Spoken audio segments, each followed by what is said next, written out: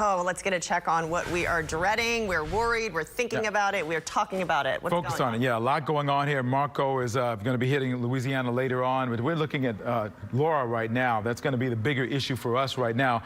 Latest models came out at 10 o'clock, 70-mile-an-hour winds for Marco right now, still short of a hurricane. And Laura is at 50-mile-an-hour winds. You look at what's going on at Exact Track radar, not a lot going on for us locally, but you can see off to our east, the rain is already starting to hit from Marco right now, which is down in the Gulf, moving in the direction of New Orleans, where it's going to be hitting in the New Orleans area here, just to the south of New Orleans. Here's a little satellite look at what's going on here. You can see the convection really building up as it moves toward that coast. Hurricane warnings already up along the coastline there. Some other warnings are likely to be issued in the coming days for this area here as Laura starts to make its way in our direction as well. So at 10 o'clock advisory, 70-mile-an-hour winds moving to the north-northwest at 14 miles per hour. You notice as it moves into the Gulf, it's going to be a Category 1 and then expected to go right down pretty quickly to a tropical storm as it moves across southeast Louisiana. This is as of tomorrow evening, and then sliding across the state of Louisiana into East Texas as an area of low pressure by the time we get to Wednesday. But then we start paying attention to what's going on behind it, because Laura right now is a tropical storm at 50 miles an hour in the Haiti area, moving across the area of Cuba into the Gulf, and by Tuesday morning into Wednesday, we're going to see it starting to strengthen to a Category 1. And we were talking about that this morning, that the models were trending to push this even farther to the west, and that is what's happened. The latest 10 o'clock advisory of the National Hurricane Center is putting this as a Category 1 and then a 2 as it moves into here Wednesday, Thursday time period, Wednesday night into Thursday morning.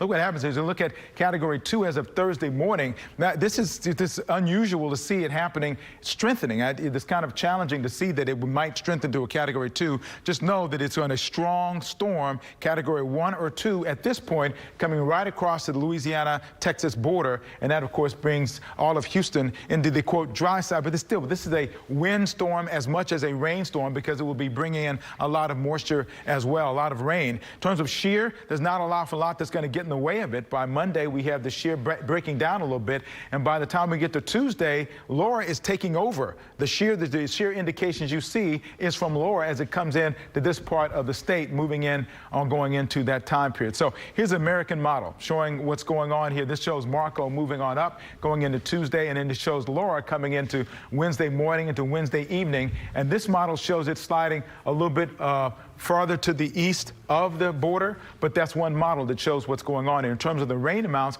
the American model shows this is Marco's rain for today, 5 to 6 to 7 inches going forward there. And then going forward, look what happens with Laura on Thursday, sliding in that area here. If it doesn't slide much further to the west, this is where the heaviest rain would be. That's the American model. The European model, same sort of scenario. Here's Marco's rain, and then look what happens with Laura.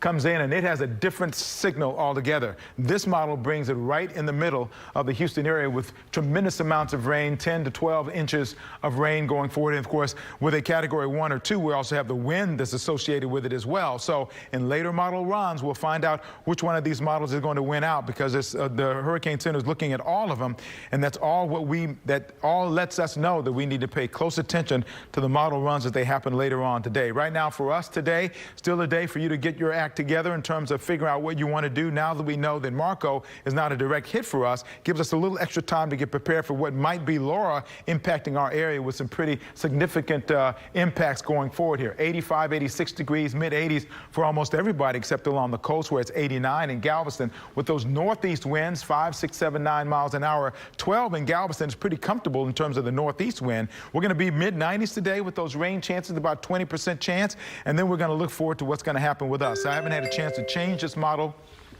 at this point, but just know that going forward here, the rain chances in the middle of the week will be going up. We're going to be paying a lot more attention to Laura here in this time period here going forward here. At this point, the way the models are running, we're going to need to change that going forward. So make sure that you keep your eyes to what we've got. We've got our hurricane app. We've got all kinds of information for you to keep track of, to keep you updated on what's going to be going on here. We'll be doing a Facebook Live in a little bit, giving you all the details you need to have as well about the storm, about the potential hitting our area, what we can expect, and so forth. So it's just going to be a really challenging time for us this week. No matter what happens, we need to pay attention to what's going on in our atmosphere.